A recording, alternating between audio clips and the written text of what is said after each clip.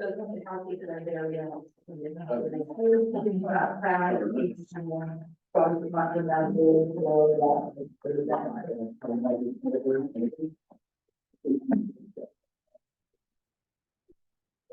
Okay, so some of you guys are here for this Q&A, this open house with Ash Creek. And so my plan is to do like I've done in the past when we've had a Q&A session, which is I have the mic that I will hand to those who want to ask a question, and Mike will be up here with a separate mic answering your question. All right? Okay. So we're going to get going. So Mike, here is your microphone. And then if any of the town council members have a question, just raise your hand like everybody else, and you guys can ask your question. Okay. Okay. So for those who do not know, this is Mike Chandler from Ash Creek. Do not trip on that cord. It will knock this down, and this was very expensive. Okay. So this is Mike Chandler. This is the superintendent of Ash Creek. And he's here to answer whatever questions are left over after the letter I sent out explaining to everyone what's going on with Ash Creek.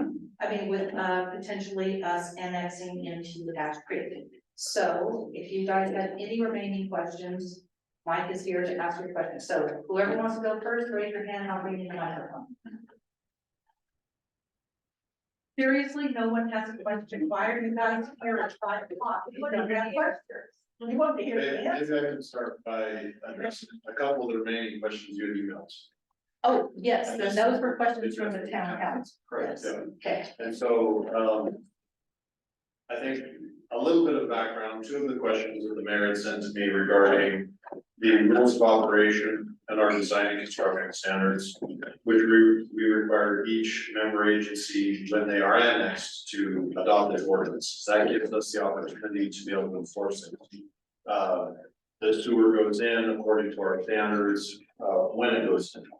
Now, admittedly, when those rules were organized, this was 1978, 1979, Laverton and Toberville had fouled their groundwater. They have a shallow aquifer, and their septic tanks had contaminated that groundwater.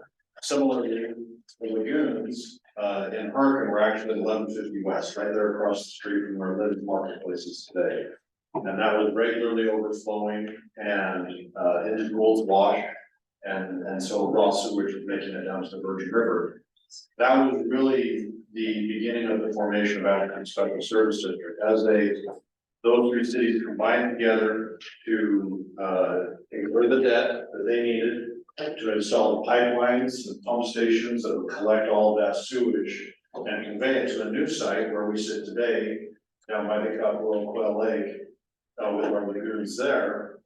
Each of those cities participated in that way, and similarly, Ash Creek said, hey, as we begin operating these new facilities, we'll need to charge residents who are connected for their fees. For operation and maintenance of the treatment and the conveyance system. And so one of the questions regarding the collected fees, and at that time, each of the member cities, those initial 3 cities, agreed that because they were already billing for things like water, garbage, collection, and other things that way, that they would take on the burden of collecting the sewer service fees as well. And the district agreed to allow the cities to maintain or keep 5% of those revenues to cover their overhead costs. Because there's costs to go with billing and administration, things that way. At that time, the district's concern was, given the option to pay someone's phone bill, their power bill, their water bill, the sewer bill would likely be the last one to be paid. When they're all billed jointly, then they get paid for it. And so one of the questions had to do with payment of fees. And that's where that question, the answer is essentially when a city elects to have sewer service in their town, and those pipes are extended to homes, the cost of monthly maintaining, cleaning lines, running the pump stations and treating that sewage is covered through those monthly sewer service fees. And we work jointly with the cities in the past, and at the city's request, we've allowed them to maintain that 5% of the gross revenues they collect to cover their overhead. In the cities that have annexed recently, I should say city, that would be Apple Valley is the one we've annexed for the last little while. They only have septic systems up there. There is no central sewer collection system, so there are no fees charged. The only thing in the way of a fee that is charged is when a new home applies for a septic permit and is getting issued a building permit by the city. They have to come and get a license or a letter from us, an agreement that records their septic tank plans, and that they have the specified acreage necessary to protect the groundwater quality. And then that agreement is taken down to Southwest Utah Public Health, where they pay their fees and get their plans approved to be able to build a new home. So that is the only fee that's recorded. Now, part of that as well is when we met with the county commissioners about, and in this case, I'll use the annexation of Apple Valley as an example. There was a question, would Apple Valley have representation on Ash Creek's board? And the answer that I received from the county commissioners was, as long as a community is only receiving septic density services, they wouldn't have it. That as soon as they install sewer services, centralized sewer collection system and conveyance system and take it to be treated, then they'll be given a seat on Ash Creek's board. That's what I was told. So not only the collection of fees, but also representation upon the board. None of those things are being voted on here tonight. The annexation into the district is simply annexation for Ash Creek. We would fund the cost of all planning, facilities, strategic planning for growth in conjunction with the council and city staff, simply because we need to be apprised of what's being approved and what's happening, and so that plans can be made. Another one of the questions, actually, I had it down right there. I think you had mentioned there was another place in the rules. Oh, we had the one, Something being, we did have the question about the billing and collection of fees and charges, and from what you just said, we would not be doing that.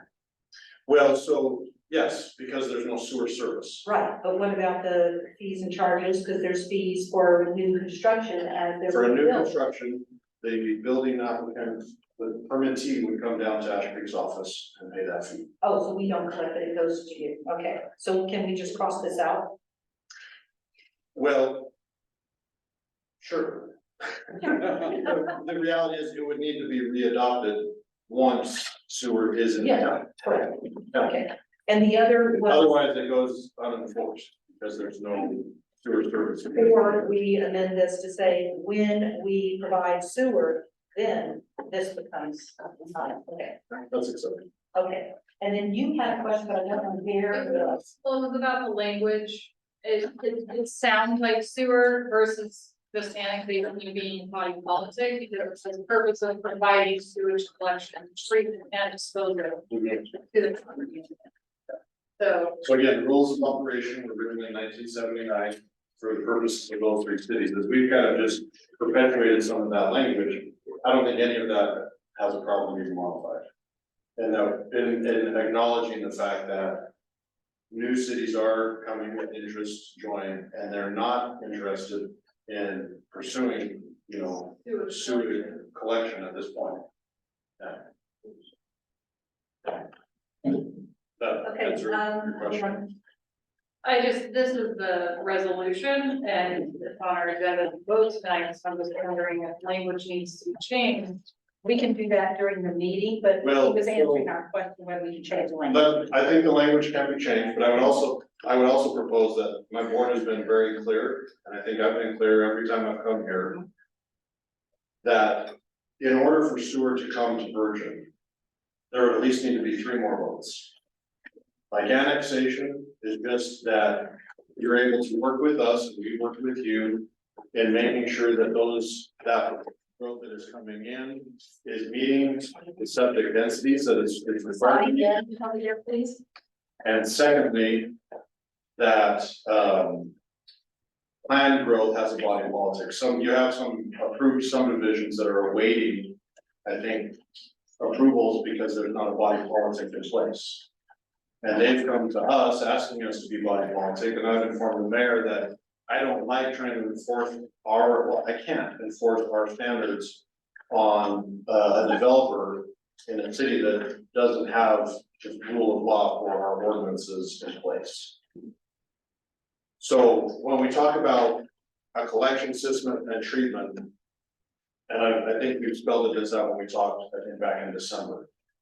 First of all, there would be the vote to annex, and essentially becoming a member just means that Ash Creek would take up that role of body politic for those subdivisions that the town has already approved that are looking for body politic agencies to serve on their large underground systems, their LUD systems, their community style settings. The next step for getting sewer is going to be the town saying we want sewer. None of the communities down below, Vernon or Merton or Tokerville, are interested in incurring a debt service, the bonds to be able to put the sewage pipelines and pump stations in, and front the financing cost for a town that isn't paying for it. Each of them has paid their way, and that's been the only stipulation that has been consistently rehearsed to me, is that we're happy to facilitate and help in a way that allows construction of sewer to be organized and in the best way possible. But the town would have to take up a study of really every home within the incorporated limits, Okay, how they could connect. Go ahead. Sorry, I've got batteries running out. You said there would have to be 3 more votes beyond tonight. If we were going to bring, whenever the town gets to the point where they want to bring forward, what are these 3 additional votes? So the initial vote is what I just described. Okay, The town seems to say, and presumably the town council, it would be the town council, we want sewer. okay, that's number 1. Number one, Number 2, we go to, so with that approval, we go to either the community improvement board, government financing to get a grant or an advance to be able to do the planning and design of a system. okay, And at that point, we have to, and once we have a system that says, okay, how many pump stations and how far spread out is this system going to be in, and we've measured and it has something that we can come back together and say, here's the size and scope of what we're envisioning, and here's what we anticipate that cost will be. and what is vote number 3? Vote number 2, Oh, I thought that was vote number 2. no, that's just the results of vote 1. So you've initiated an engineering study that brings back results and anticipated costs. Result number 2 is going to be, we have to go out and find financing. Okay, So whatever that amount is, that the design and study has come back and said, hey, we need to secure this financing. So the council would have to authorize negotiation of bonds and withdrawing the bonds. That's another vote. The third vote would be, we have to advertise the design and the plans and get a responsive contractor. Let's say we were hoping that you'd get at least 2, 3, 4 good contractors that would give you a good price. And then that voting is, the third vote is, have we found a responsive contractor? Does their price align with the bond financing that we've been able to put in place to cover the cost of the installation? And we award the contract to the contractor at that point. and so what we're voting on tonight with annexation into Ashford is not any of those 3 votes. Correct. Thank you. Yeah. Yes, Paul. When you were talking about bonding, will the bonding go through the district or the entity itself converted to the bonding?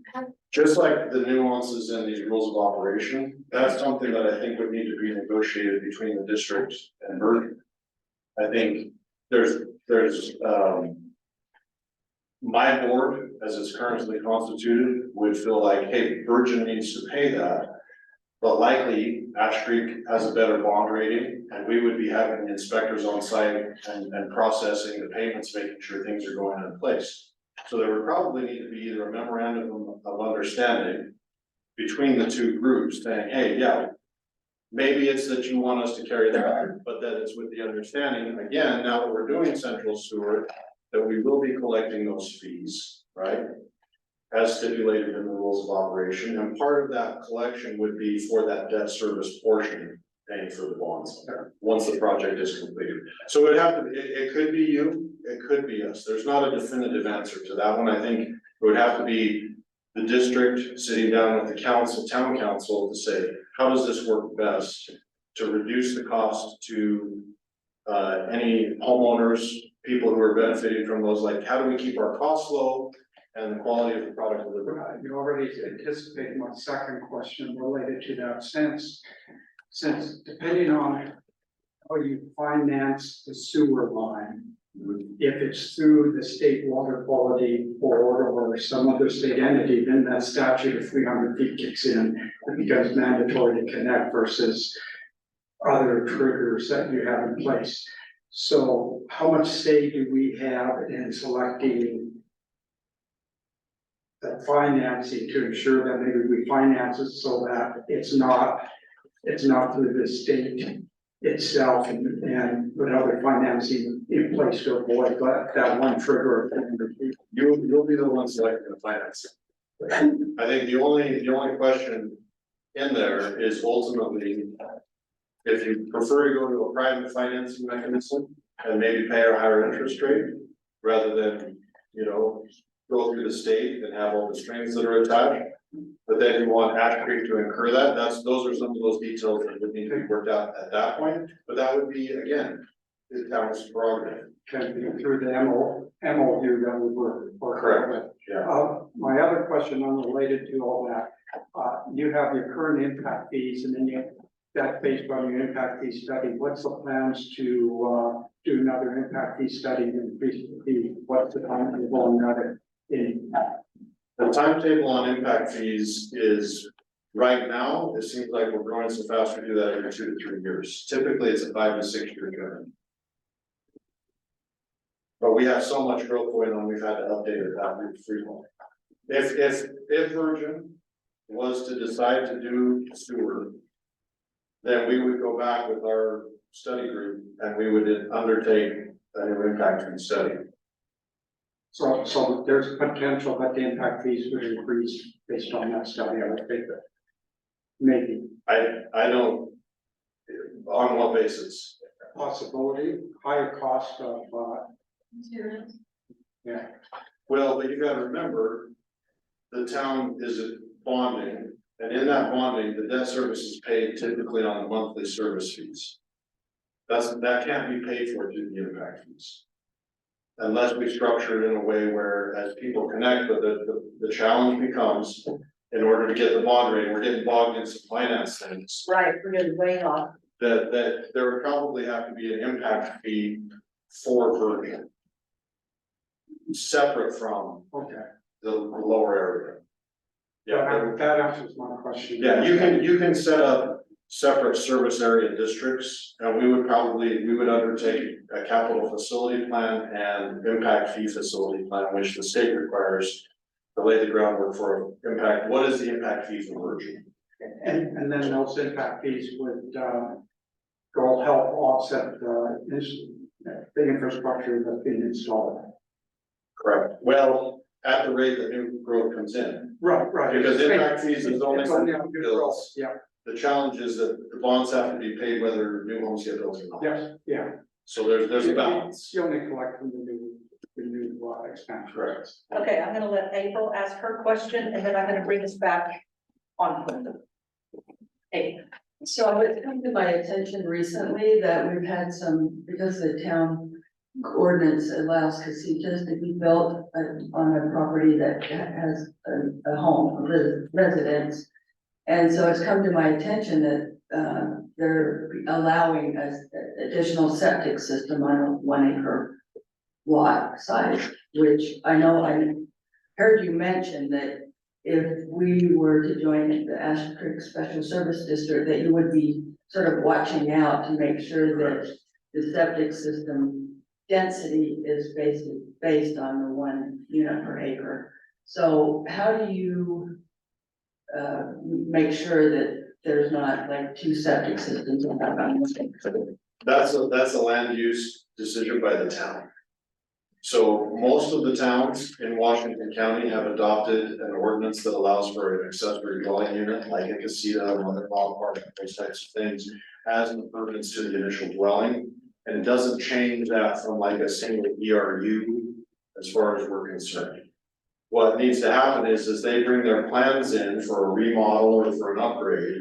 Those plans need to go back to Southwest Utah Public Health to say, was the initial septic tank that was installed of sufficient size and capacity to handle it? Or does that need to be increased in size? Does the leach field need to be lengthened? There's a couple of things in kind of a technical requirements. But we have not impeded people from doing that. That's a town decision. That if someone's adding an apartment, it's no different to us than if they build an upstairs apartment in a garage. And it's really more, does it meet the requirements of the septic tank on site? So that's still basically up to Southwest. So you don't And the look at town, it all. does the town have an ordinance allowing accessory dwelling units? Yes. Yes, do. we do. So yes, that would So yes. be a permitted use. And they would just have to consider whether that tank needs to be upsized or not, or a second tank. So there's some, you would allow a second take on. Yes, yeah, we have in all areas of the county. So why would they not come to, if they are remodeling a house, and gonna add this additional unit, why are they, if we annex into you? Mhm. Why are you not the one looking at it? Why are you telling us it goes to Southwest? Why would you I not, only why look would they at not come? to I us only look at the first? land density. Okay, thank you. So the land remains a single lot, single owner. And it doesn't matter whether it's a 200 square foot home or a 200,000 square foot home. That's one ERU. Okay, The town has made no distinction or differentiation, and our board members have not seen fit to start, saying, okay, anyone above 2,000 square feet's gotta pay more this or that. It's, so if if the town, if the lot remains undivided, a single unit, then the use on that lot, if it's residential and it's approved by the city's ordinances, then that does not change for us. so the town can say, after this many square feet of a house on a piece of property, that it's another ERU if they want to add more to that house. We can do that? No, well, the hard thing with an ERU is, again, that gets into, is the lot being subdivided? And if it's a single ownership, Right. does a second dwelling structure meet with your code? If it's not code compliant, it really shouldn't be allowed to be built. So that's something that you do through your city codes and your construction standards. Equivalent residential unit, equivalent ERU, equivalent Equivalent residential. residential unit for the. It typically means any single family detached residence home, but as we've gotten more into affordable housing and other things, you've seen things like ADUs, accessory dwelling units added, whether it's a mother-in-law apartment, a garage apartment, things like that. So we see these going in all around the county, and the county commissioners and our board have both said, we're going to be accepting of these and encouraging them because it allows other housing options for workforce and other things that way, but that's something that's made by each city on a land planning and the town council basis. Yes, right. Well, did I answer your question?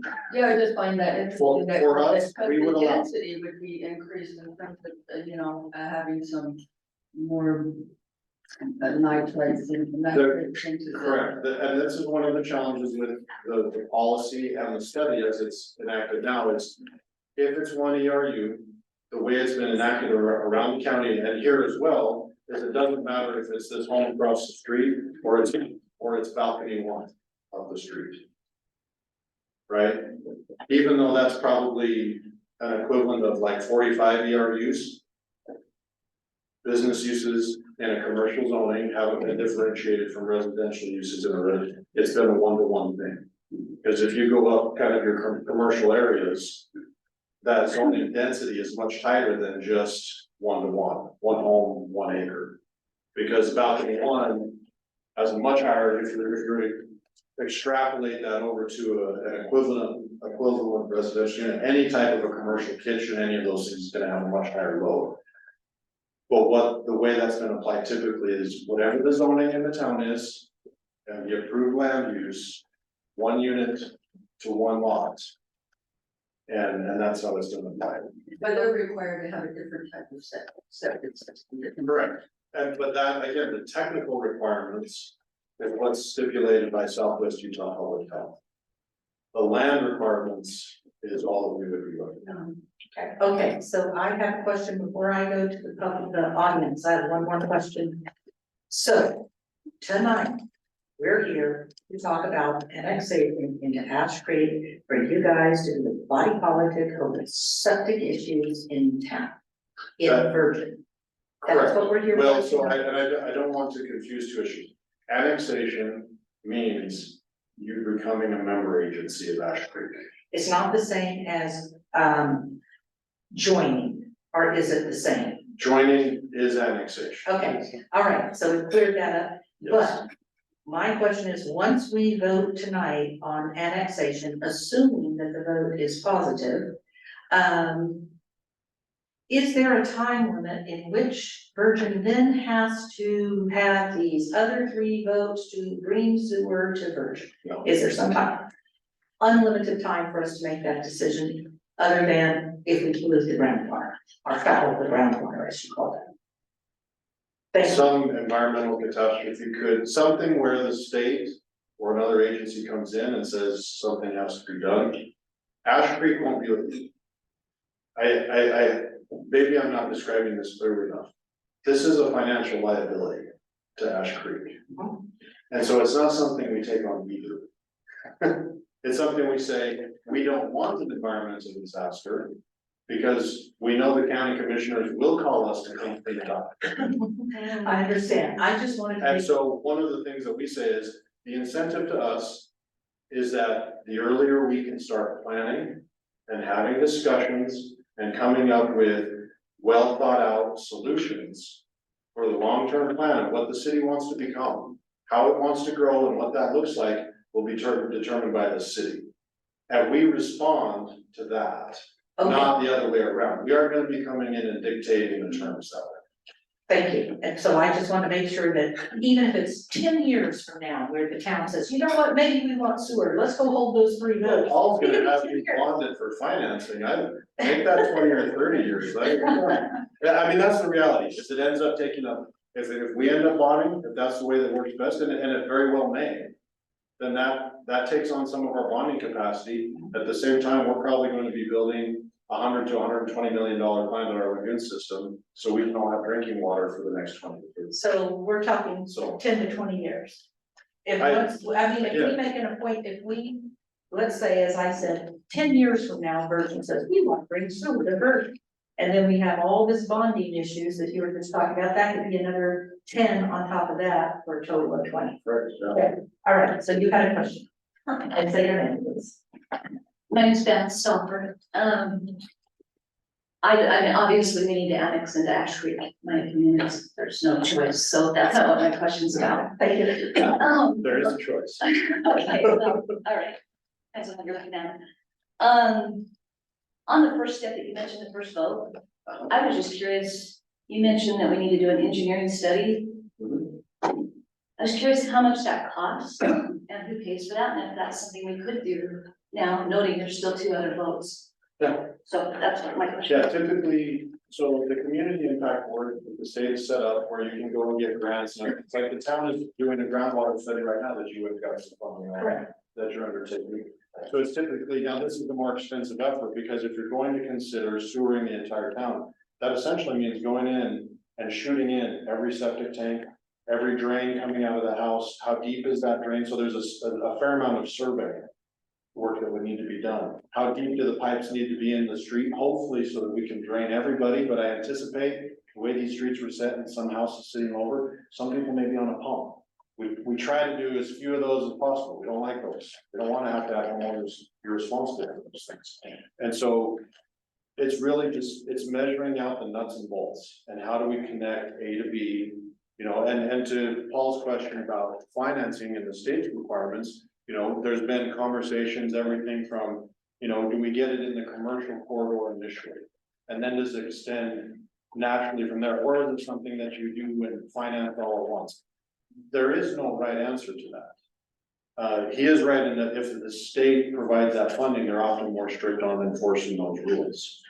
I just think it'd be interesting to see the study and what the ultimate cost of it would be early on, so that we have that knowledge. Yeah.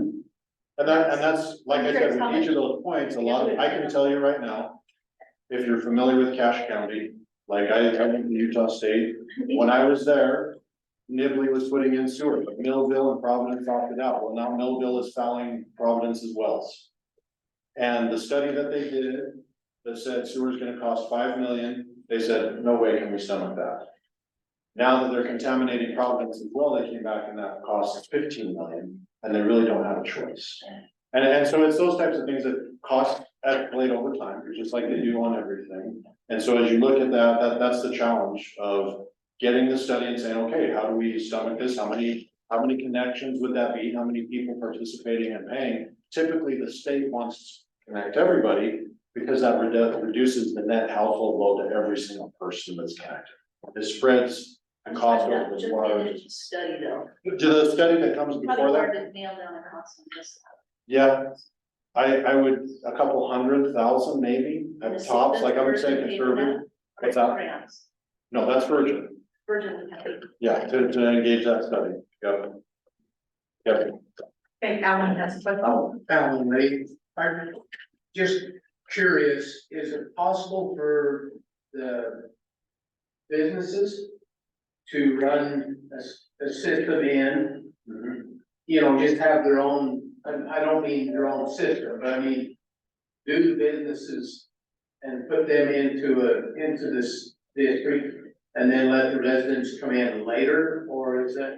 Yeah. In fact, that effort's being undertaken, I mean, as we speak. Well, and I know it is to Yeah. a point. But for those businesses, they're like, hey, if people come on and want to connect, we want to be recompensed. I mean, they're gonna front a huge cost to do that, but for what they're proposing to do, that may make sense. And if they can get enough critical mass of business owners to do it, yeah. And we've agreed to be the body politic for that undertaking. Well, and I know there's a bunch of them that are quite interested in doing something. Right. So Yeah. that was the question I had, if we could Well, do and the that challenge. part first and then. do Well, that. so to be very specific, one of the questions I think Paul, or maybe it was Marcy, when we met and talked, we talked back in December. What happens if you have Zion White Bison connected to Fairfield and maybe Wildflower, and a couple of these larger businesses that have struggled with these large septics, and that the Conservancy District is concerned about, that we have all of these large septic systems lining up along the river here. And then we have a subdivision, I think, Justin Christensen, right up on Pocketville Road. And we say, okay, if we have a new subdivision come in, should a new subdivision be required to connect? And if they connect, should everyone along that road be required to connect into? And I think that's a hard question. I would interpret that as, that's a private extension of that sewer system serving that group, if he's got to front that money. And so I think that if people wanted to connect and they wanted to pay, then they should probably be allowed to entertain that option. Now, our rules, just like the state's rules, say the 300 feet. But those rules were adopted at the time when the state funded things and everything was put into Laverton, Tokerville, and Hurricane at the same time. How it comes into Virgin, how it comes into Leeds, how it comes in, these are cities where there's a fair degree of, I mean, let's face it, we're living in a very hyper politicized bipolar world where everybody's afraid of the government cramming something down your throat. I'm just as scared as you are. I have no intention of coming down and shoving a sewer connection down anybody's throat. It's like, that is not what we do. That's not how we work. That's not how we operate. And so when we look at how does it best grow, there's almost infinite scenarios. Yes, it would be great if the business interest could kind of lay the backbone, and then it could grow somewhat organically out from there into the neighborhoods, you know? And so, yeah, if that's an option where we may see that as there's a lot lower bonding requirement in that type of a scenario compared to if the town were to bring it in and say, hey, we're gonna stir everything all at the same time and we're gonna fund that. Now, the one thought I did have. Cause I know in Springdale, we've got a bunch of the sewer systems, the outlying sewer systems that are private, they are not safe. And they are not maintained near as well as the city ones are. And if we could do something, I'd lot sooner see it stay city, at least from the projects, the main lines. Well, and this is a great point. The problem is, from the state standpoint, there is no difference between a private system and a public system. If one of those private systems overflows, Springdale is still on the hook. Yeah, And the challenge is, if we say, hey, we've got this line that serves someone's, our business district, and a couple of these new subdivisions that want to connect, and we call those private lines, Ash Creek's still on the hook. If there's sewer in the Virgin River, they're coming to me with the $10,000 a day fines to fix it. And so it's the type of thing where, that's why when we say, when annexation takes place, our rules of operation and our design and construction standards are adopted by ordinance, because we know things are going in the way that we usually work. And whether it's a private subdivision, even private subdivisions are required to meet our standards. Sure, if they're gonna connect anything. And so it allows us that uniformity, so that when we have a problem, we come out and we respond, and we know that we can do it in a way that protects our operators and keeps them safe. I mean, we're dealing with dangerous gases, dangerous confined spaces, whenever we're responding to come out with these things. So, yes, I think, in answer your first question, I'm familiar with the way things are structured in Springdale. We've talked and responded with them in the past. But how this kind of networks out, there's a variety of ways that can be scaled. There. Mayor, do you want to? No, sorry, I didn't. I'll. Sorry, okay. skip forward all. Yeah, that's right, yes. I'm just curious though, what's the financial obligation to the town on annexation? How does that cost us? It doesn't cost anything. How do you like it? We don't. I mean, we're not running anything different. What we have, like I said, is when someone comes in for a building permit, they'll file their application.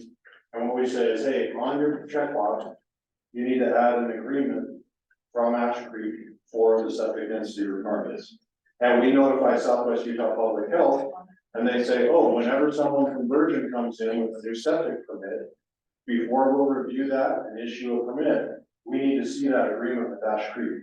They have Southwest Utah Public Health adds that to their list, and he adds that to their building permits. And they pay us the fee for that agreement, for recording it down at the state or down at the county against the property, and then they move through the same process. So it's on an individual building permit basis. We're not providing services to anyone else out there. So that's the only charges. That's how we've been operating in Apple Valley, and that's how we operate here until this initial vote that we're talking about, that the town would say, and even then the town would take on the cost of saying, hey, we want to go out and study sewer, how much is that cost? So, yeah, if we vote to annex tonight, I'm gonna ask him, hey, will you have a checkbox on your building permit list that says Ash Creek agreement? And I'm gonna call Jeremy Robbins down at Southwest Utah Public Health and say, hey, they passed it, so new building permits come in, need an Ash Creek agreement. And that's where the cost is the individual home, as it comes in to build on a new lot. Understanding what you just said, there's no impact to the existing homeowners. No. Before I get to this, there's a question, Marky reminded me of a question we wanted to find out. Have you explained what is the difference between the wastewater study that we had done by Sunrise Engineering last year and the groundwater protection study we're getting ready to do? So the wastewater study looked at, and I'll speak generally, they looked at the feasibility of treatment, relative costs for up here on top versus connection to Ash Creek. And that is if we had our own sewer system. Correct. Okay. Yes. And also versus kind of what we'll call the null case, where we just continue with settings. Now, the groundwater protection study is gonna be a little more involved in that we're gonna look at groundwater quality, there's gonna be sampling, we're gonna look at how are things actually changing over time. as well as how do we model that the impact of growth in the town and anticipate the impact of that in our groundwater quality. Okay, so there are two very different studies. Correct. Very different. Okay, so Stan and Both, then, both though have implications ultimately back on site. okay, so Stan has been done first. Okay, just a couple of thoughts, and I kind of go into it, and I really think that, Sorry, hey, we're coming. I really think the sewer system will be a great deal, don't get me wrong. I do too, thank you. In the past year, I think we probably could have done better because the septic systems, they do a fantastic job if they're maintained. Well, and that's one of the challenges right now, and I realize, so Paul, back to Paul's question about impact. One of the big concerns people have is once sewer's in place, I have to pay to connect. Currently, our impact fees down below $3,100. They've been as low as 22, they've been as high as 41. That's all based on capital facility planning, and the state has a very specific set of codes that we have to follow to calculate that for those areas. But a new septic tank, if you have a leach field fail and or a tank crack and or it's no longer watertight, then you end up replacing that. You're talking $7,500 for the tank, probably at least $6,500 to $7,500 for install and then new leach lines. So you're anywhere from $12,000 to $15,000. If you end up having a septic system fail and you've got to dig a new leach field and or replace your tank. So that gives you kind of the idea of scope is that, yes, there's a cost to connect. Yep. Oh, there is a cost to connect, but at the same time, you're absolutely correct. One of the things that we find, and we regularly have discussions with Southwest Utah Public Health is septic systems are not maintained. A large number of people don't know where their septic tank is. Right. I lived, before I moved down to southern Utah here, I lived up on the Puget Sound, and that's where some of the most pristine, shellfish, things are done, and everybody was on septic there. There was no sewer system out there at all, but with those things, they had to have them inspected depending on the age of their system every 3 to 5 years. And that kept everything working good. I understand here we have some problems down by the Virgin River. Well, I don't know how long it's gonna be till we get the sewer system in, but. One of the challenges that we have here, and I'm familiar with this, when you're discussing there, we have a 5-county public health, Southwest Utah Public Health. We have 4 of the 5 counties that have fairly disparate growth and spread out in rural. And we have 1 county that's booming everywhere. And the other 4 counties aren't really interested in going out and paying and enforcing septics. And so when I would talk to the public health department about, hey, are people inspecting their tanks? Do we know how much of this we're getting in? We haven't been out on the river. We can test for what we call anthropomorphic sources, which are human caused, like artificial sweeteners, fabric brighteners. These are things that we trace along with some of the other contaminants to say, oh yeah, this is human connected. And we know that these have really only been out in the system about the last 30 years. And that helps us know how fast things are moving through the groundwater. But right now, Southwest Utah Public Health does not have the resources to do that. So when we talk about this groundwater study, when we talk about strategic planning and working with town council to move towards solutions in the future, those are the things that we take into consideration. One of the things I think that we would do, a lot of things we would do for free is come in and review the scope of the consultant that you're hiring to say, hey, does this scope of work that is doing the groundwater study meet what we want it to? Is it gonna come back with the recommendations that we want to see that can be actionable advice? Are we okay to sit pat for a while, or do we need to take action? And so having someone like us, really, by annexing, you're becoming a partner. We're becoming a team, that's what it is. And this first phase, there's no cost to that, other than the initial building permits, getting their agreements like we discussed previously. But is that fair? Yeah, like I said, my concern was that we'd expect these guys to come up with something, if we're gonna keep them around for a while, we need. Southwest has a lot of information, but they don't have the power or resources to get out and inspect tanks. Yeah, they don't rely on the inspector. We used to have to pay to have our tanks inspected, and they were maintained and pumped, and when you sold your house, they had to be pumped, and I've never heard of that even happening down here. Yeah, well, and the challenge that we have is if you work in public health and or in sewer, you say, you go through code, there's 100 different ways that septic tank can fail. If you're a homeowner, there's only one, and that's if it's backing up into your shower. And then you call Roto-Rooter and they clean it out, and then you keep it flowing until it plugs the next time. And very rarely does somebody go out and say, hey, is that tank full? Do I need to pump it? And or how are my leach lines? You know, am I seeing, oh, my sprinkler water or my irrigation water is taking a lot longer to percolate in? Have I super saturated that soil? Am I causing problems? You two ladies have been doing this stuff. Two things. One, I wonder if you would, sort of, make recommendations to town to change its impact fee schedule right now, rather than wait until. I can't do that. The state stipulates very clearly, impact fees have to be connected to capital improvements. Correct. So it would be pump stations being constructed, pipelines, until those things are in place.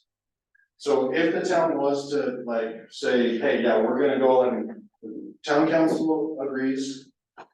If they say we're going straight into sewer, and we undertake this study that I was talking about earlier, then we would probably simultaneously undertake reopening our impact fee study and working on that. Well, I think, excuse me, maybe I can ask that question this way. If we join Ash Creek, can we enter into an MOU with you to do an impact fee study for Virgin itself? So we can start collecting the impact fees. That will help us get us money for the time we start construction of the No, facility. so the reason we can't is I have to tie, I can tie those costs. But I have to, those have to be expended within 5-6 years. 6 years. When they're So- elected. And then at the end. So I have that kind of a time frame that if the town's working and the due diligence is being done, the studies are being done. The town says, hey, whether it comes out to be 5 million or 25 million, at the end of this, we're getting sewer. Then yes, what I can work off is those engineering estimates and costs. And we can start to assemble capital or that capital facility plan that is the backbone for a new impact. Okay, but if we waited until then you said, yes, we're going ahead, we would have wasted the 6 years that we would have been allowed to gather. Correct. Yeah. So we need. It is, before- once you decide to do that, it's expedient to move, yes. She wants Because, to start ahead of time. She's asking if we can start 6 years, 4 years from now, if we can start and collecting impact. fees, yes, even you though can it's start not- 6 years.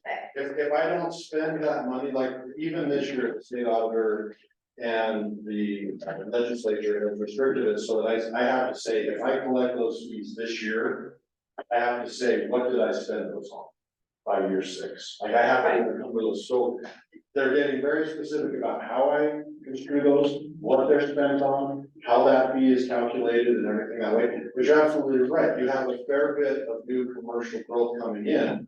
Even if the decision is imminent and you say, yeah, we would like to move towards sewer. Then again, in good faith, we would work together to be able to structure that impact fee, because the impact fees paid by new growth automatically go towards any new improvements, which will end up reducing the overall rate to existing users. That's the idea. That's, yes, you are right in that. But again, I'm coming from the assumption that nobody wants sewer. Oh. I mean, I don't know if you got that drill. I think there's a lot more fear about that. And so, yes, I appreciate the progressive thinking. That's exactly what we can do in working together. And reduce those costs by being out ahead of the curve. But again, the town has to give me that signal. That's the way we want to go. Okay. I'm not gonna initiate that until I get, and that's not this vote tonight. No. So that's, yes, thank you. She has. You will be on our input team. Hopefully you have an ad meeting that will be good. Item 2, and you already reminded me of it by mentioning that nobody wants sewer. It's sort of a worst case scenario, and it's just like the stuff you think about before you get any sleep at night or a meeting like this. So. I'm say- sorry. Yeah, next year, my septic system goes bad, my tank cracks and my leach field drifts away and whatever. And I have to spend, $20,000 to fix it. and then the next year, a giant business has come into town and the developer has decided he's gonna pay for sewer diversion. And it's within 300 feet of my house. So I'm gonna have to rip up this $20,000 job and then pay a bunch of money to connect to this line, correct? We have. Sorry, it's just worth it. That is good worst case. I will say this, there are likely people who have had to work on their subjects that may end up getting into that type of a situation. However, I would go back and say, look, there are any number of things that we can work on to mitigate a system that is struggling. Because that giant business you're talking about, that's usually years in the making, right? If we know it's coming, we plan. If we know sewer is coming, then usually we get and say, okay, hey, what can we do to repair this tank? Are there some things that homeowners can do? And part of that's education and really, I've tried to be flat out honest. Southwest Utah Public Health is not enforcing this. If you're failing, the problem on your tank is gonna be like, is there something I can do to mitigate that and make it limp along for another year? Or maybe 2 years? And how do we make that work? All right, I'll tell you one quick story. I was up repairing water systems on a pull-up plateau at the Girls Camp. Our contractor trenched right through the leach lines and we found a giant root ball 15 feet long. There had been no water flowing in that for years. We went back to the tank and we could see there was a mound of some sludge in there, but there was no water. So we had the contractor excavate it out, and he pulled up the tank, the rebar cage, ripped it out of the ground, and that was all that was left. And this was 10 feet from the building. That shower house had nothing but a cesspool under it for some time, because the tank had completely corroded. And so one of the things, and there's some areas in town where people have had tanks for 50 years and they're still in relatively good shape. There's other areas where your tank may be lucky if it lasts 10.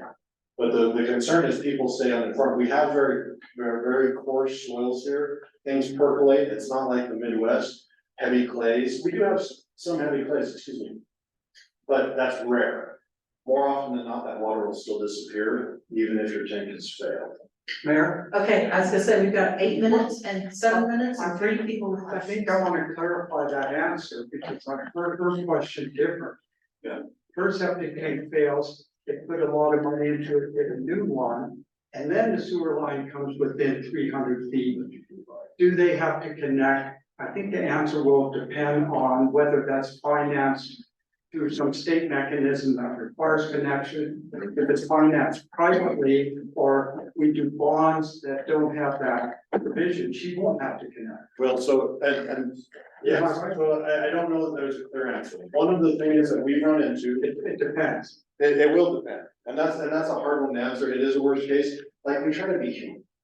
Like, I'll let you know my faults later, if you have and we don't want people to have to incur the new cost. One of the challenges, I still have people in the Tokerville West Fields who the sewer line came right past their house.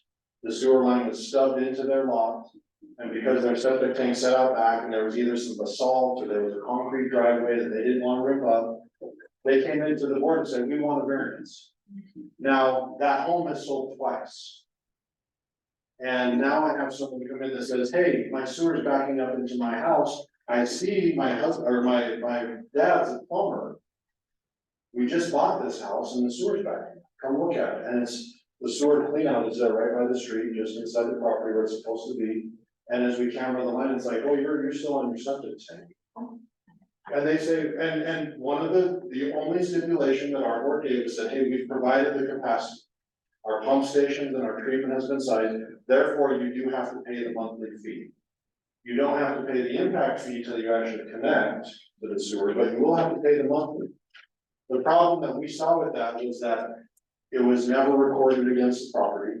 An agreement that said, when the property sells, or if the septic tank fails, you will have to connect because the service has been provided and it's there and available. And so, in the scenario you described, it's like, oh, you just went to that cost, and that's terrible to have to connect and do that. And then on the flip side, though, it's like, I'll have people who come in and say, well, I've got $20,000 of concrete I'm gonna have to rip up to be able to connect. On top of laying lateral and everything else, can I get a variance And so we try to envision a way that we can make that work that says, well, maybe we can grant that variance if we get a deed restriction.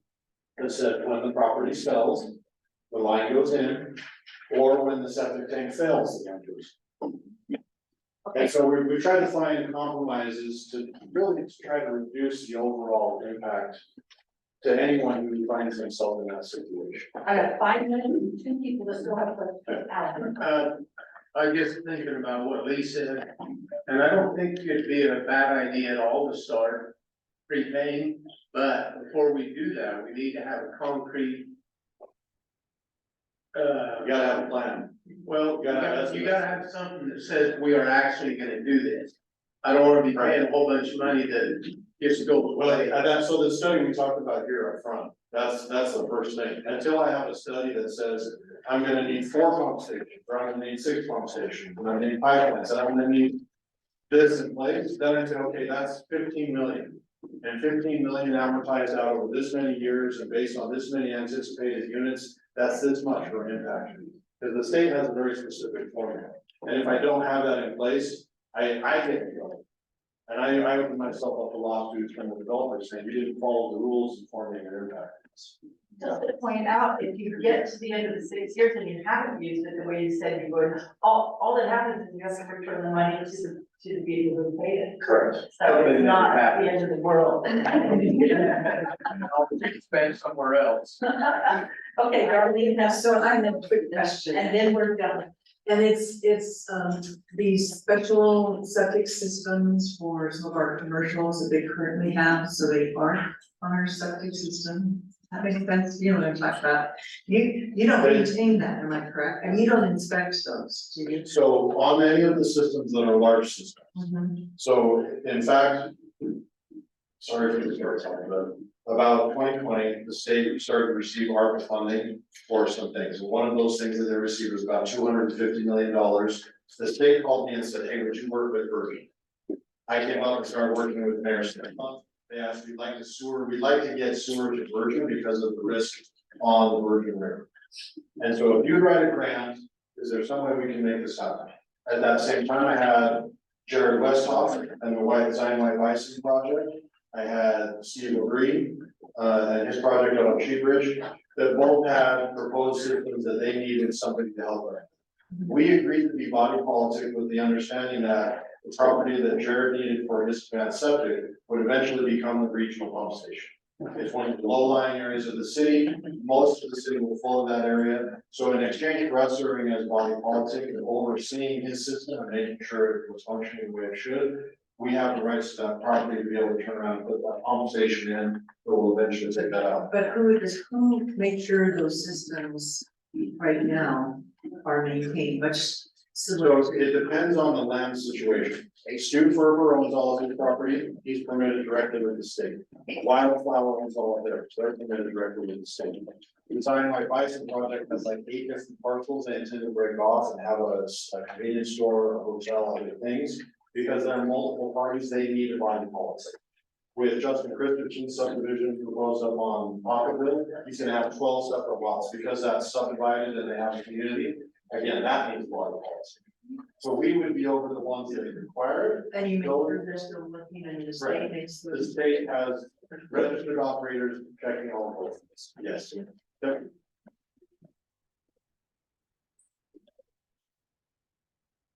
Okay, you have to pick it up. Did anybody else? Any bonus? Fine, thank you. Yeah, thank you guys.